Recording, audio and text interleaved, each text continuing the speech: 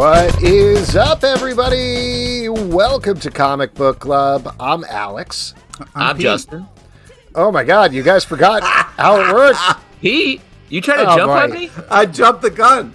You jumped the gun. We've forgotten it's been mess. so long since we've all been together. But we are here now. 2 We are weeks? streaming. That's forever, man. I want my $2. Spanish Justin, welcome back, buddy. Hold on. I got to do my little intro bit. We are live on Facebook, YouTube, Twitch, X/Twitter, Instagram. do you have to Maybe do you're this? listening later wherever you get podcasts. It's all good. We are back together, reunited, and it feels so good after 2 of the longest, most painful weeks of my life. Oh, jeez.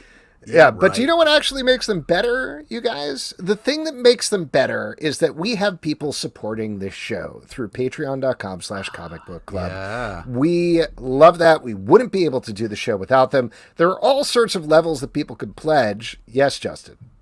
No, good. Oh, okay. I thought you were giving a pause here for a second thing. I am, but keep on. You're good. Okay, great. Well, but I will say that at $5 and up, we say a little bit of a thank you once a month to everybody. It's coming very late in this month because we have it away, but we wait to do it until we're all together.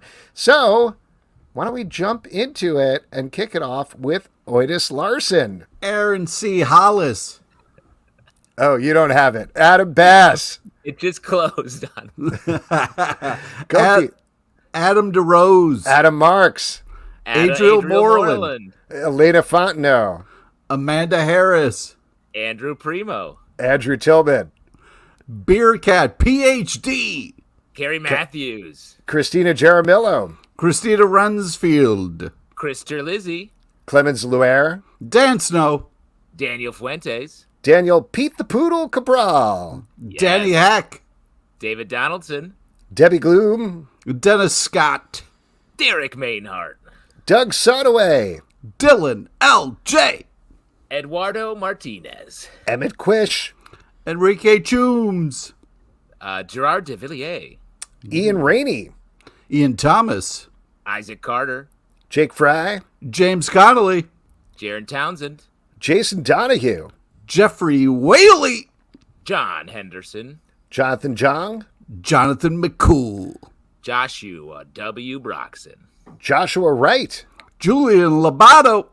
Kelby. Kevin Kleinrock. Kieran Broderick. Cody Thomas. Lance Kaminsky. Liwana Thomas. Lucas Sink. Maddie. Matt Tice. Matthew C. Hernandez. Matthew DePalma. Matthew Schofield. Michael McKelliff. Michael Tillman. Nelson Kelso Martinez. Nick G. Nick Grayson. Official CBC chef Brett Macris, a.k.a. Stray Bullies. Shouts Omnia Soul Art. Oren Dix. Pedro A. Rangel. Provocative Ambulance. Rev Mikey. Robert Petnope. Ron Hood. Whoa. Roxanne Tyler. Shouts to my mom listening even when I'm not here. Not Sarah- a lot.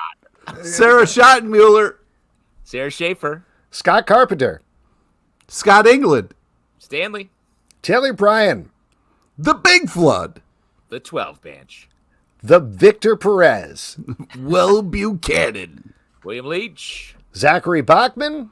Zika's Viral Comics. And thank you so much for supporting us. We really do appreciate it. I know I say this once a month. We're going to say this in like a week at this point.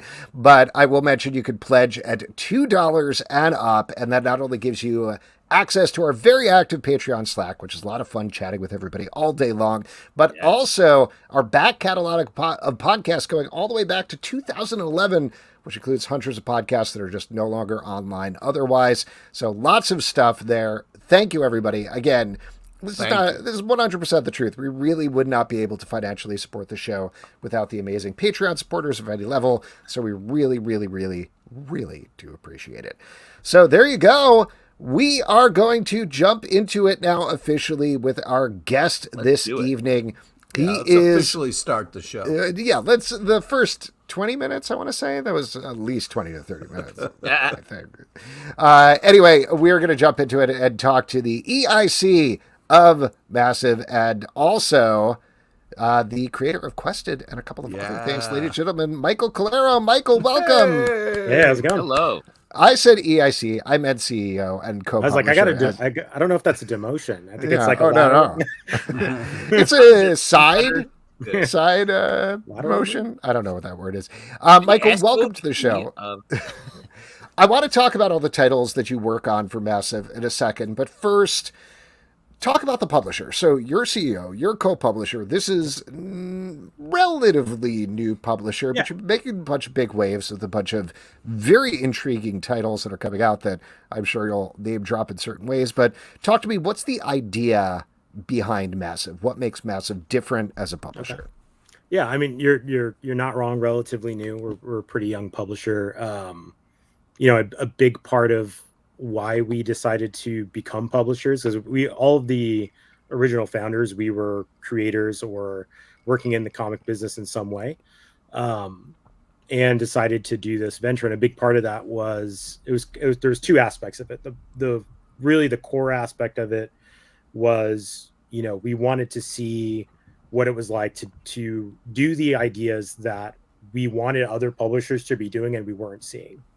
And we were like, okay, let's, if we run this, there's no one who's going to, say you can't do this. So let's just try it. The other part was seeing a lot of really great books that weren't necessarily being given the spotlight that we thought they should. There was a lot of stuff that was, some of the books that we've done have been like Kickstarter books that we thought deserved to be on shelves. And, that was a big part of when we started. We didn't want to kind of gatekeep folks who had done Kickstarter books. We wanted to be able to give them that, bigger audience. And, of course, there's obviously like the really established pros and really like top list talent that we love to be able to work with that, from me being a creator, I had some really great relationships with people in the industry, and we wanted to be able to work with them in some way. Well, awesome. Talk about some of the titles a little bit. So we've got your comics. You've got some very fun. Here, I'm going to bring it up here in a second. But you have a couple of very fun. I mean, I wouldn't strictly call them like video game parody comics, but you've got Quested, which loosely riffs off of Legend of Zelda and other things like that, particularly in the covers. And then you've got Alpha Beta with Kyle Starks as well, which again, like riffs off of video games, but different sort of video games. But that's far from all that Massive is doing. So what are some of the titles other than your own, which we'll talk about more in a second, that people should be checking out? Yeah, I mean, we like we said earlier, it's relatively new, but one of our biggest things was we wanted to really focus on like 1 to 2 new titles a month, or launches per month. We started off with Alpha Betas, like you'd mentioned, but then we did Ninja Funk, which was a collaboration with Whatnot. That was one of our first titles. That sounds awesome. That was one that the writer was a retailer whose dream was to always become a comic book, creator.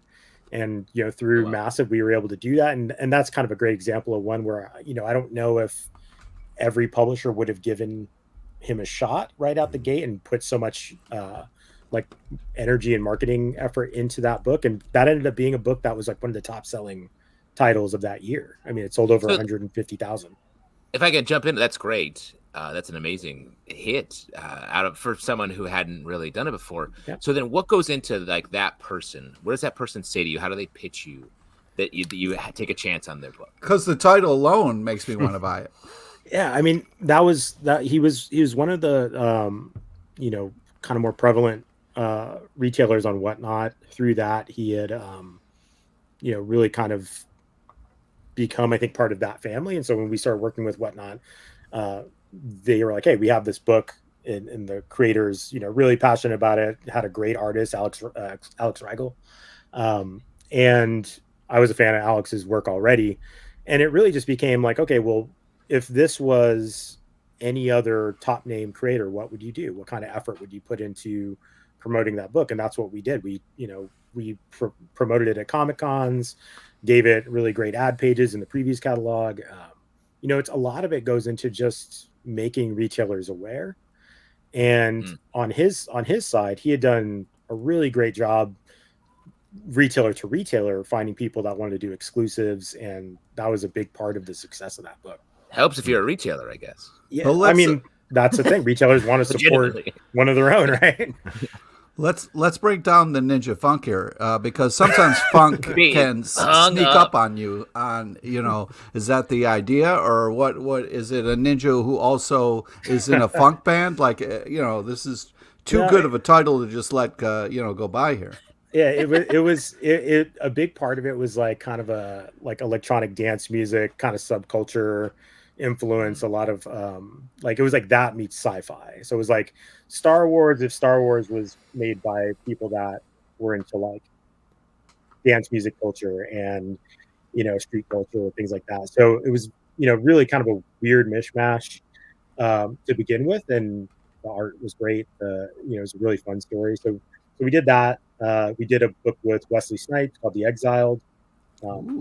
Being a long time action movie fan and comic fan, like that's kind of the goat of, so you were betting on black, basically. Yeah, we were always bet on black. Wow. Yeah, always. Wait, okay, so I have a question about this, and I mean this totally complimentarily. He seems like a crazy man. What was it like working with him? No, he's super How nice. dare you? I said complimentarily beforehand. He smirks the name. No, he's super passionate, which is why it works, right? Like you need someone who's really like not just doing it as like a vanity project, but actually cares about comic books, or else it just comes off as disingenuous, and like I don't think fans will connect with it. And that was for me. I'm that like critical fan where I see like if I see a celebrity book, I'm like, oh, this is going to be a garbage title. That's just like that person's like trying to tick off a box, But he partnered with a really great writer in Adam Lawson and Keith Aram,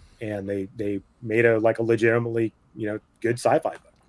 Yeah, I mean, I think this is like kind of part of the thing anyway. Other than the Wesley Snipes thing, everything that you've mentioned, or at least everything we've talked so far, feels like it dives into a specific sort of subculture. Is that something that you're looking for with these books, or did that sort of just happen? I think if you can't, like when I get submissions, if I can't picture who it's for, that's when I know it's probably not going to do well. Interesting. And so for me, it's like these books when I saw them, or Kevin and I, because we both go through that process of picking titles, and a big part of it's like even if it seems like a niche group that it's for, we could say, okay, that's not being served. Like when we did Astrobots, which was around a few months after Exiled, we did Astrobots. There was no Transformers comics being made at that time, and we were like, there's no robot comics on the market right now. That it was like underserved. Transformers had went away for a while. There wasn't really anything that ticked off that box. And we had Simon Furman, who was one of the original Transformers comic book writers, and so we were like, this all makes sense. Like there's an audience for this. We know that if we just get this in front of the right people, that it'll have fans. So like one of the first things we did, and this is where kind of what I was talking about earlier about doing things that we wished other publishers would do. Like we went out to a Transformers convention and just handed out free advanced copies of issue 1 to all the BotCon fans, and that alone was like a huge boost to the book, because within weeks we were getting retailers in LA that were saying like, hey, like I had like 5 or 6 people come in asking for this book. I'm upping my order, so awesome. So stuff like that. So are you trying to say that smart, thoughtful choices lead to success? No, I mean, I've been going the wrong way. Okay. No, I sorry, Michael. Thank you so much for coming on. We need to rethink this podcast. Yeah. I got no shot then. I think you could do all the same things and fail, though. It's like there's so many factors that is true. Go into it. That is true. But being thoughtful about it and understanding sort of the world around you certainly helps. Like seeing that hole in the market on Transformers and then being like, let's go to where people want this. Like it truly is in a world, like not just the comic book industry, but anyone trying to do anything creative that's oversaturated. It's like you have to be ahead of it in that way, I feel like. which is hard because like the timing of comics is so different than most industries, because you both have it's the one of the fastest industries where you can have an idea and get it into people's hands. Like film and TV, you have to project years out. Comic books, you can literally project like 5 months out and put something out. But at the same time, that 5 months can be really like instrumental in like success or not. Like you could put, if we had timed it wrong, like we could have been competing against Skybound relaunching Transformers. That was only about, I think about a 6 months. I think it was within like 6 months to a year that book came out. And if that had hit at the same time, I don't think we would have had the same success with it. Well, let's talk about your books a little bit. Let's start with Quested, which is very fun. Like you said, a little bit of a Legend of Zelda riff, very much like playing with Dungeons and Dragons and the whole fantasy genre.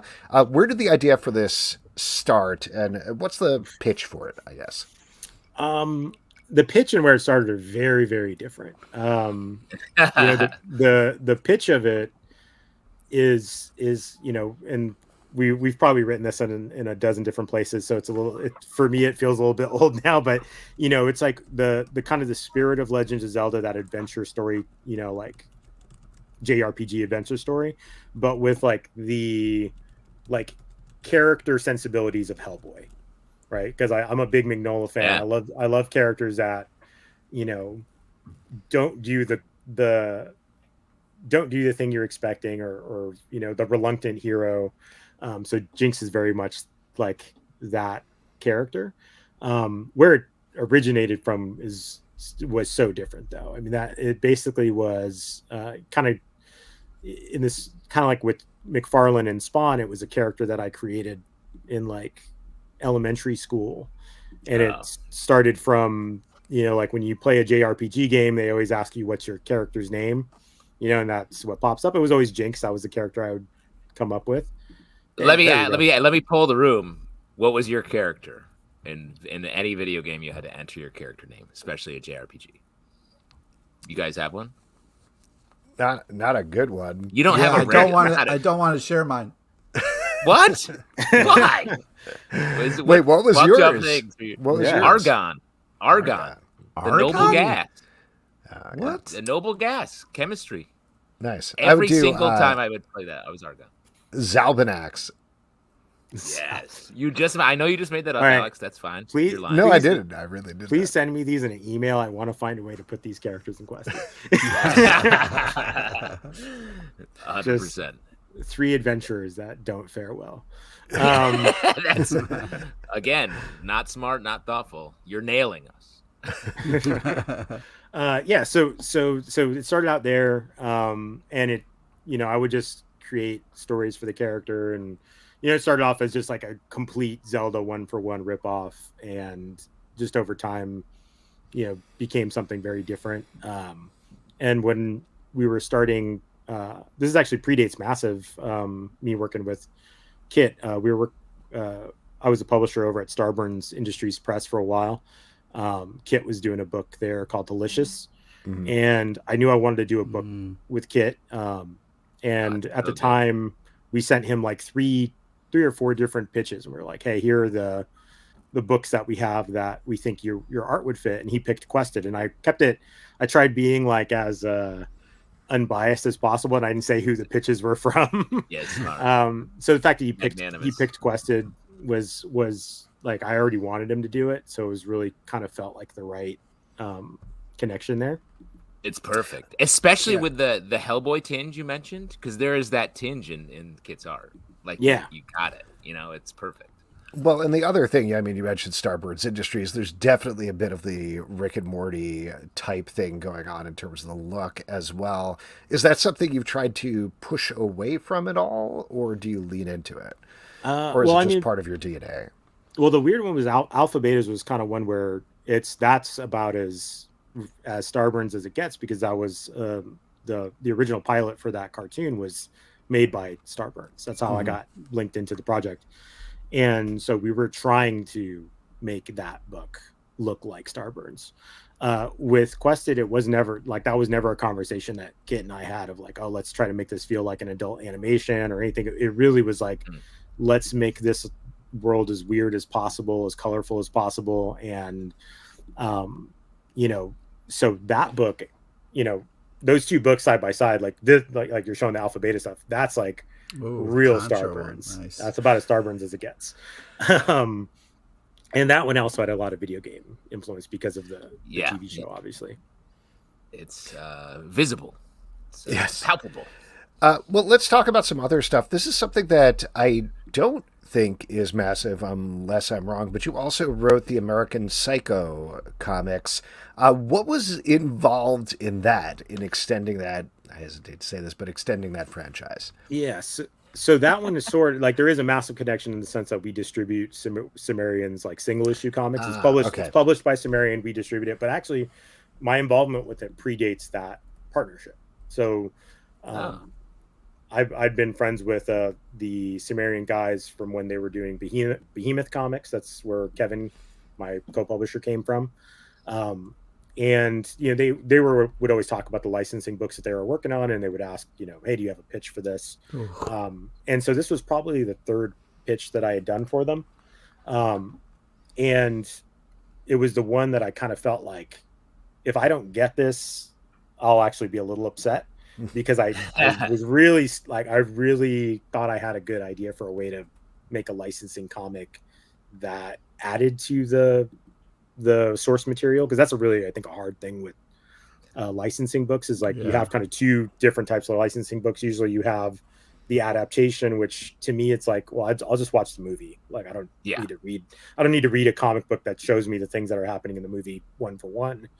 And then you have the ones that are expanding on the universe, and usually there's like a kind of a low stakes aspect to that, where you can't ever kill a character, or you can't ever do anything that like drives that franchise to off path. So with this, I wanted to do something that if you watch the movie, you could read the book and then go back and watch the movie and have a different experience.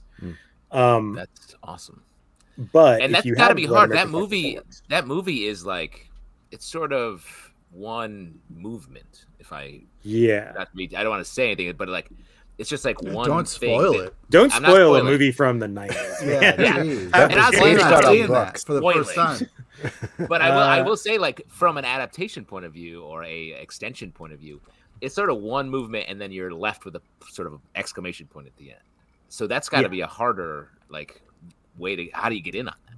So I won't assume that you guys have read through the whole series, but what I tried to do was take scenes from the movie, work them into a completely like a story that kind of stands on its own. So this spoilers for anybody who hasn't read the comic book. So the comic book follows someone who is stalking Patrick Bateman. And so you're seeing a lot of the scenes from the movie and things that you didn't see in the movie from the stalker perspective. And that's kind of becomes the vehicle for calling back to me. So like if you watch the movie after reading the comic book, you'll be like, oh, that's what's happening at this point that you're not seeing on screen. And one of the biggest things for me was I wanted to treat it like, there's kind of two views on the ending of the film and the book and everything. And one is some people believe it's all in his head, and then others believe, it's just like all the things that can't be explained are just commentary on how messed up people in this version of the world are. So for me, I wanted to make a book that made it where everything makes sense. Like it really happened, and all the things that seemed really like inexplicable, there's a good explanation.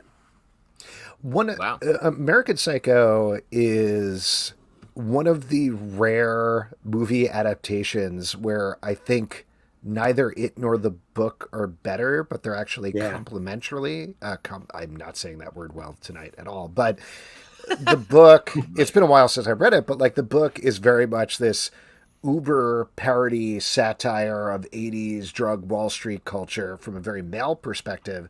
And the Mary Harron's movie is very much looking at that from a satirical female perspective. Yeah. And again, they both work. They both exist. Yeah. What do you think it is about this story that makes it so malleable? I mean, I know why in my own way I prefer the movie. I think Mary Herron's script is amazing, and I think it's just a really like amazingly done film. For me it was, and that's really what I stayed focused on, was the movie version of American Psycho. I think what it works is that you can kind of apply a lot of the same things in that to a lot of different cultures, right? Like, even though it's like really out of this world, like, guy killing people, like just the selfishness, the materialism, all of those things are kind of universal themes. And that's actually for the comic book.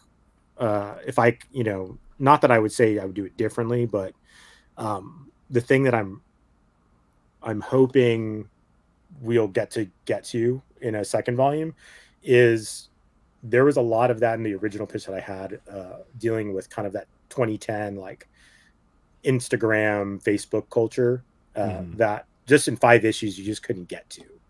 I had to really kind of cut out a lot of the things that I wanted to do there, and that was like the one thing where I was like, it would have been great if we had done it as a 12 issue arc just from the beginning. But hopefully we'll still get to get there. It's especially crazy that like back when the book came out, it was like, wow, what a novel understanding of American culture. And then American culture just became that. We all became Americans. Like we adopted this sort of satirical breakdown of how fucked up we are. Yeah. So now I feel like you have a million ways to go now. And that's the hard part, is like and comics are hard to, like, one of the hardest things in writing comic books, for me, I'm not going to speak for every writer out there, is like it's the page count. Like 22 to 32 pages is not a lot of time to get all the ideas that you have onto a page or into a book. With this one, I really had to kind of like, because I just didn't know if they were going to want to do more than this first storyline.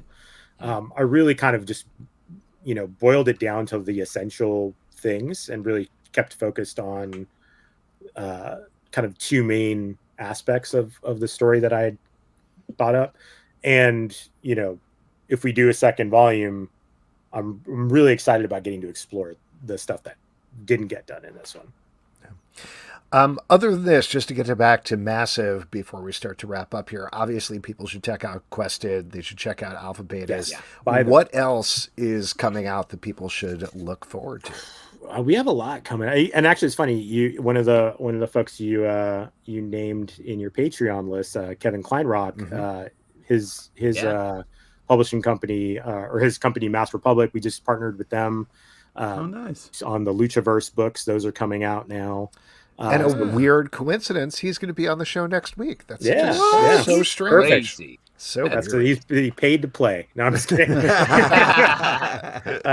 No, so we have the Luchaverse stuff coming out. We've also got Ram God, which just went to FOC today. That's a really great story. Has kind of like a rollerball, kind of like a modern rollerball kind of vibe to it.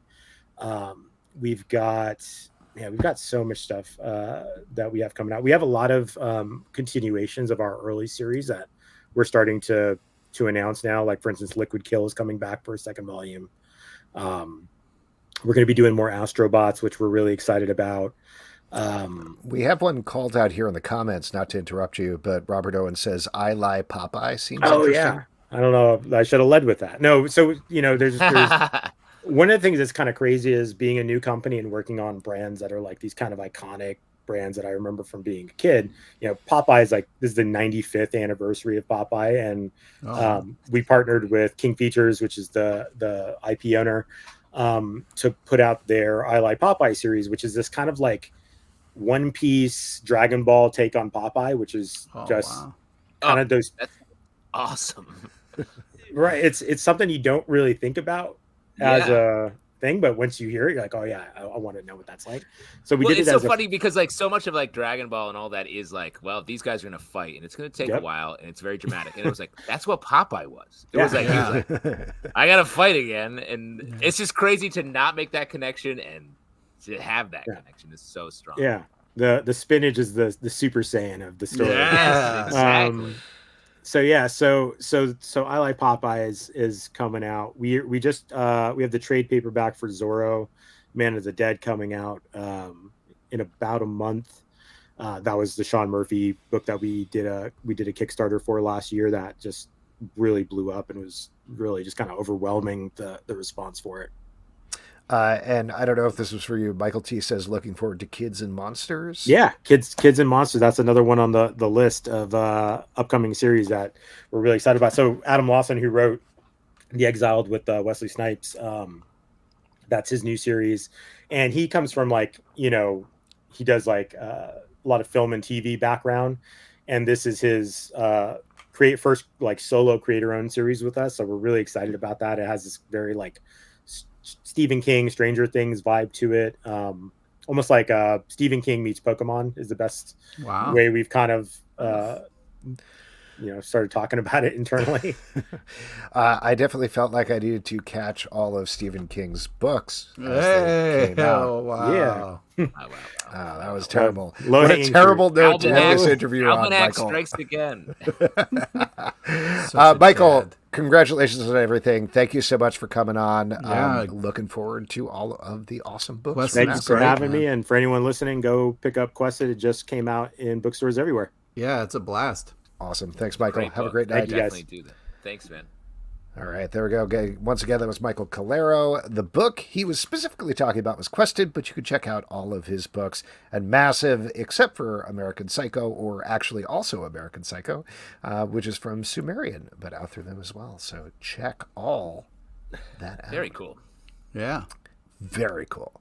Another thing that's very cool is our awesome audience, and I love it when they give us audience questions. So guess what? That's the section we're going to go to right now. Here we go. Who's rusty? I think all of us are rusty. I think so. Holy crap. It's a long day, man. Didn't Stray Bullet come up with a drink? He did, well, sort of came up with a drink. So we'll get into that in a second. First of all, for audience questions, all you got to do is drop a question in the comments over on Facebook, YouTube, X, Twitter, or Twitch. And I guess Instagram, we'll check that as well. The gram. But in terms of drinks, yes, he curated a drink from the Gotham Cocktail Cookbook. I still can't get that name right, from our friend Andre Darlington. I did not have the ingredients on hand to make that as usual. Go back to the Gotham. Sorry. So I made a Mezcal Negroni tonight. Very good. Oh, that's sort of in the range. Kind of. It's close as I made a bourbon Aperol Suze, so sort of a Boulevardier.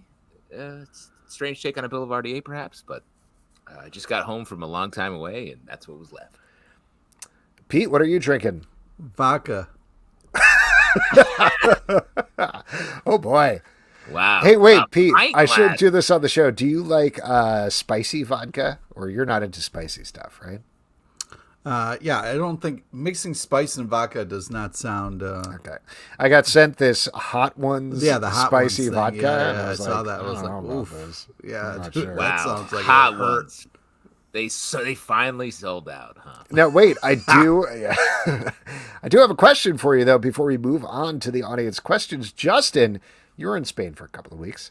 Spanish Justin. And then you just decided to spend a day in New Orleans, and you stopped down at Stray Bullet's restaurant, Wild South. Oh, yes. What's going on? How is it? It seems like the greatest restaurant ever made. So Wild South is a restaurant. It is Stray has been Brett Macris working in New Orleans for a bunch of years. Was the at Couchon, was the head chef at Couchon for a long time. Opened his own place with some other partners, and it's an amazing room. Like, he's got stories on stories about how the room was built out. It's really cool. I wasn't there to get his full. He wasn't working that night. I was only in New Orleans for a day for work. And we still got to go to the restaurant. So I got to go to the restaurant, and he actually got to sit down with me with his son, which was super dope. So that part was very cool, but I didn't get the full experience. So now I have to go back. / we have to go back. Yeah, let's do it. We have to go back. I would love to. Hashtag lost. Wild South is Penny's boat, and we have to go there. And I just want to say, I was in Spain, Valencia, and Barcelona for like 10 days in Altia. And I did go to a comic book shop in Valencia that was amazing. Like, I know Nat on the Patreon is talking up. He spent a lot of time in France, went to a bunch of comic book shops. So cool. And I will say, this shop, it was a 2-story. It felt like a library. There were people just browsing. So the first story was the Valencia oranges, and then the second story was the comic books? Yes, exactly. Everyone has oranges all the time there. It's like Nice. everyone's juggling. It's beautiful. But no, great, and a lot of great Spanish comics, Spanish creators, but just absorbing a lot of other European comics as well. Was it like a fancier comic book shop than what we get here? I mean, yes. I don't think it was purposefully fancy, but like it had library energy in that they just had so many comics on hand. Wow. And across all, like, there actually weren't. I couldn't find a lot of English language comics, which you don't say, in a different country. But I'm saying they had 2 floors of comics, and it was all mostly Spanish language. So like, that's the comic vibe is strong over there. Nice, that's awesome. Excellent. Well, listen, why don't we go to some audience questions? Nat Townsend said, what are some good movies for young kids age 4 to 6 who have already seen most Disney and Pixar movies? We should mention, Nat has actually kidnapped a bunch of children and used to entertain them, which is pretty cool. Well, I'm glad he went from boiling gloves to kids. I could see the training that he was doing there. Sure. Yeah. That makes a lot of sense. Mm-hmm. I would say you catch with a glove and you catch kids. Studio Ghibli is the next place you should go after Disney and Pixar. Isn't 4 to 6? Isn't 4 to 6 like a little on the young side? Come on, Ponyo is fine. Yeah, I mean, sure, Ponyo's it's a little fine. It's a little scary. They probably won't ever go near water after that, but yeah, maybe. I mean, I'm not saying like don't watch. I mean, my kids are like, "Can we please watch Ahsoka, Dad?" And I'm like, I guess. I guess it's not great. parenting, man. We're You're watching. like, I will sure. say, having watched all of Rebels with my daughters, and now watching Ahsoka. Oh yeah, my neighbor actually Totoro much better. works. It's actually Okay, that's good. I will say, you know, the 80s movies that like aren't around, they're weird and a little darker, but like movies like The Last Unicorn, if you remember that. No way, dude. I still have nightmares about The Last Unicorn. You out of your mind? But that stuff, there's something to it. Otherwise, why are we still talking? I don't know. I mean, we were E.T., broken in the I 80s. guess. Yeah, there was a lot of cocaine in the air. It was just floating around everywhere. Just in the air, yeah. We were flying. Yeah. First thing that came to mind really was Puss in Boots: The Last Wish, which was one of the better movies. It's Disney, though, isn't it? No, it's What are not. you- It's DreamWorks. Oh, sorry. Oh, I think I was reading a story about how they're doing a donkey movie, and I was like, what are you talking about? And then I thought, Puss in Boots was Alex, I think it's pronounced donkey. You're right. I'm so sorry about that. You got to just speak the language. I can't believe you're recommending Puss in Boots, something that everyone has always on their television anyway. Well, I don't know. It's like being like, what do you think? What should I do today? I was like, have you tried outside? It's like going out your door. Robert Owen says, I mainly wanted to know, is Pete banned from saying bananas? Been a while. Well, you know, the art's got to really speak to me for me to kind of just say it. I just don't throw it around willy-nilly. Wait, I'm gone for 2 weeks and you were on a bananas drought, and now I'm going to have to hear it like 50 times this week? Not like, 50. You know, we'll see what happens, but I don't I don't just say it unless I mean it. A blessed piece from Super Tight Bananas? Wow. All right. It is time for this week's Scheuchler Stumper. Audience question, favorite anime-style comic from a Western publisher? What? Wow. Once again, as usual, Scheuchler is probably thinking about something specific. Anything? Anime-style comic. I'm curious what that actually means. Like, are you saying in the volumes? Anime-style comic from a you Western saying- publisher. I mean, like, oh my God, what was the Daniel Warren Johnson fight comic that he just did before Transformers? Do a power bomb? Do a power bomb. Power How bomb. about that? There you go. I would argue, how is that more anime than anything? The one that comes to mind for me is sort of a weird one, but you guys remember the Red Star? Astro Boy sort is of- what came to my mind. Mm-hmm. that is. Oh, anime. our guest Michael Calero says Liquid Kill. Throw us out there. Oh yes, that's I remember Eon that. Flux. I mean, Nat Townsend in the comments. Brian Lee O'Malley's a great answer. Sure. Literally what he was doing. We got a suggestion here from Michael T. A live show with stray bullies from the restaurant. Oh, come on. That would First be of all, amazing. 100% we'll do that. Second of all, I'm sure it's not possible. Third of all, Brett, let us know. I mean, having just been there, like we could make that happen. I bet. Like that would be. I don't know how badly people want to watch us eat. Yeah. And also, based on a lot of the podcasts we've done, or specifically the Sweet Tooth podcast, we have very different taste buds. Yeah, that's true. But yeah, we could have, if they can accommodate us at Wild South, we'll get a New Orleans-based comic book writer or artist, and we'll... This is what I was thinking. Now that sounds... Wow. That's what I'm saying. Why did you immediately jump to, we're going to review the food? Stray Bullet just said in the comments, we're closed on Tuesdays, boys. Oh, come on, man. Whoop, whoop. There we go. For real. Yeah, 100%. I will. Let's book the trip. Do that. Let's do it. That'd be great. That would be wild. The first live show we do together in years is in New Orleans at a restaurant, but I'm up for it. Let's do it. Oh, my God, yeah. Stanley says, do you guys like The Boys or The Acolyte? Great question, Stanley. We actually do a podcast called Let's Hear It for The Boys that is released every week. When The Boys is released, we have the first 4 episodes up for season 4 right now. And yes, to answer so your question. very much enjoying it. Got a podcast for that. Check it out. Very fun. The Acolyte, you are enjoying The Acolyte. Pete, Justin, Acco yes or Acco a little light? Yeah. Because I was traveling, I've only seen the first 2, but I will say I did like them. Nice. Maybe you guys have already talked about this a bunch, but they had some sort of Star Trek energy to them, which I think was a nice injection to the sort of recent Star Wars properties to go that way a little bit. I'm curious how the next 2 episodes go. Just to get your kind of like, temperature on this, like scale of 1 to 10, how pissed were you when they killed off Trinity right away? Trinity? Yes. Oh, I see. I really thought you were talking about the Matrix movies, and this is a weird fight you guys were having. I was fine with it. I thought it was a cool fight, and that's but wrong answer. Wrong answer, man. It was Scream, basically. You think I can't tell when you want me to say a certain thing, Pete? Yikes! You're leading the witness. I was hoping you were rustier than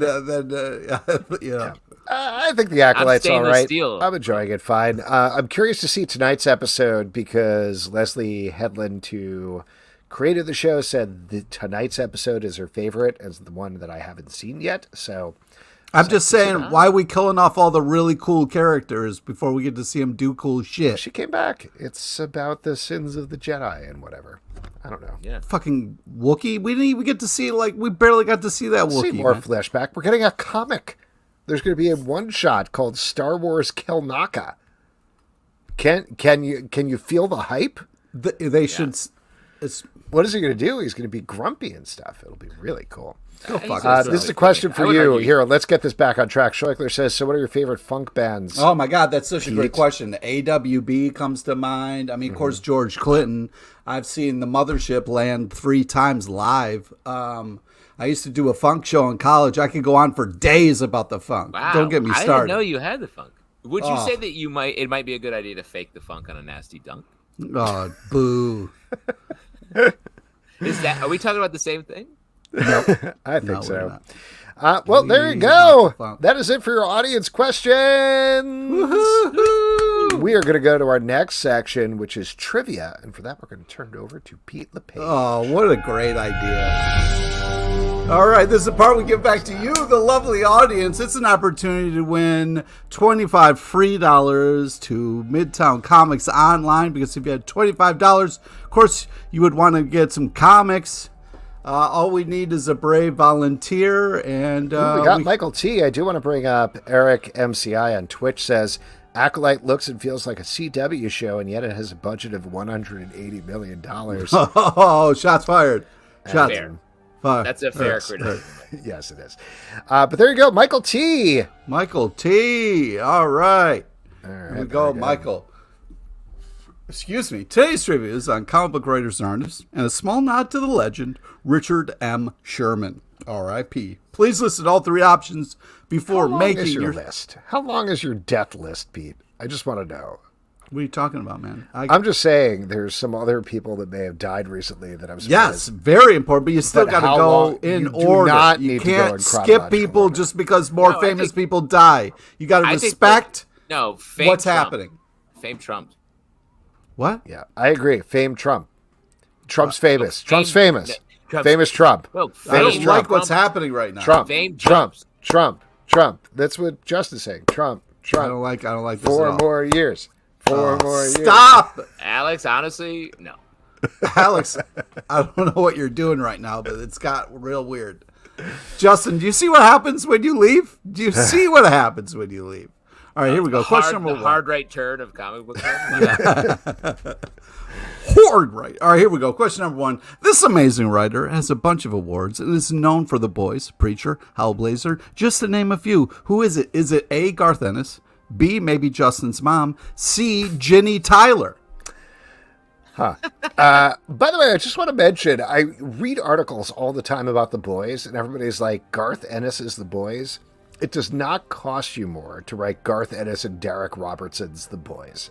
I'm just saying. Yeah. Just putting that out it's there. It's not old-timey where you get paid by the letter type of thing? I was going to say, don't they have to use more ink for all those extras? Yeah, exactly. Print it. That's true. So that's going to cost Michael, you were correct, A, and thank you for laughing out loud. Question number two.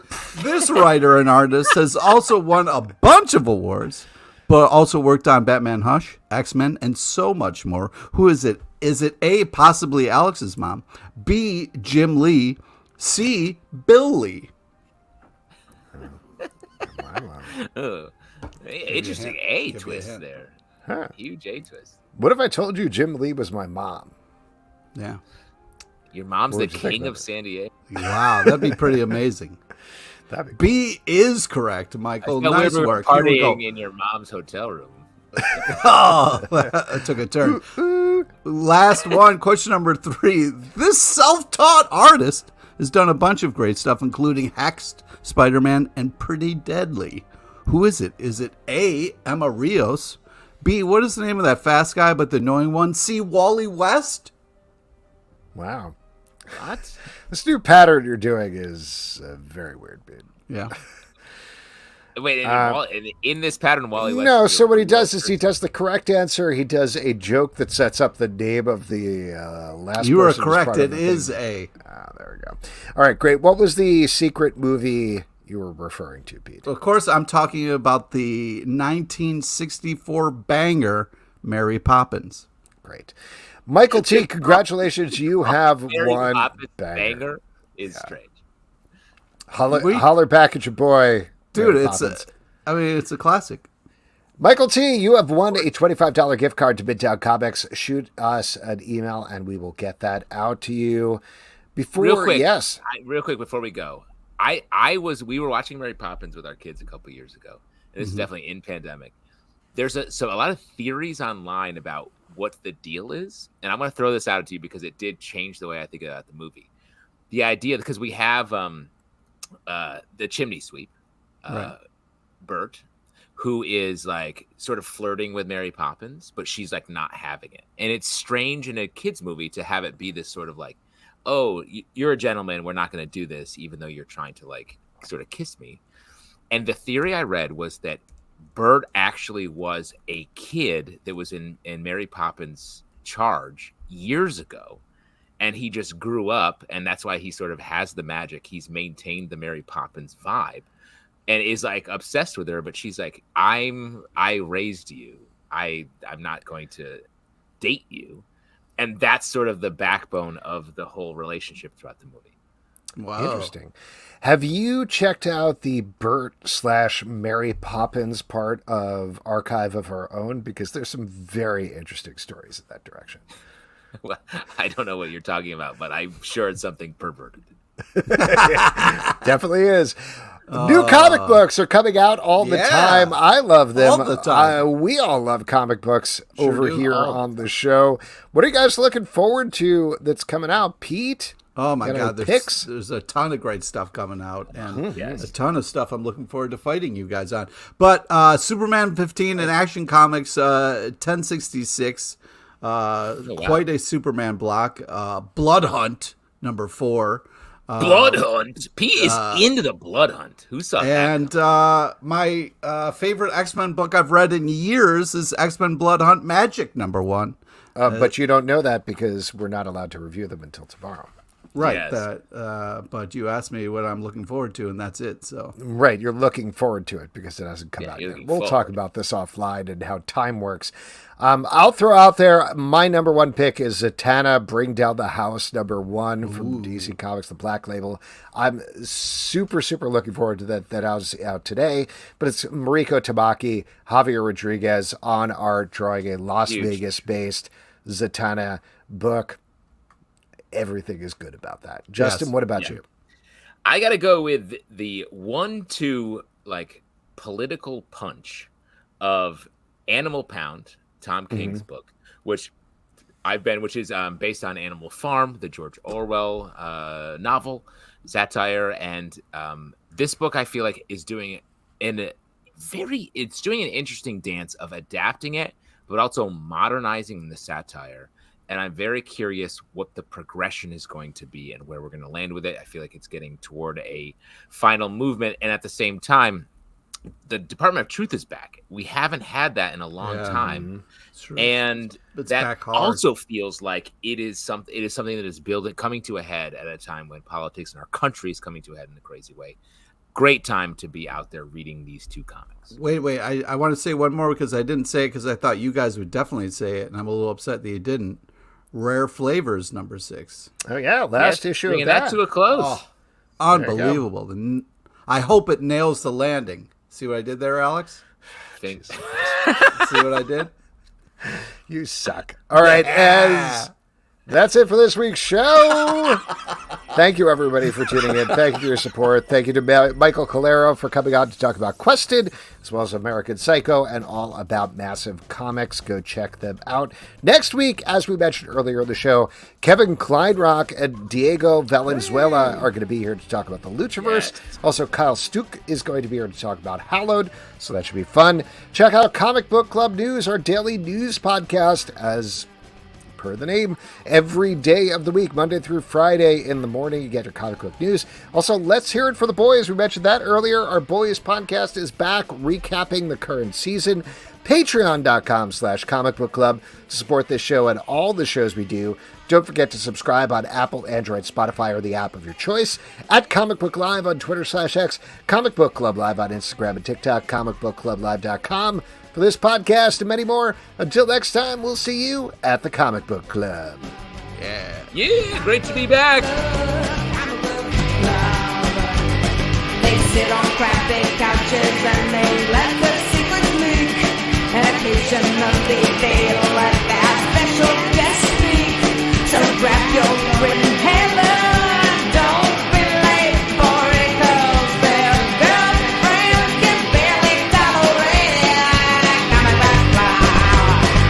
Comic Book Club. Comic Book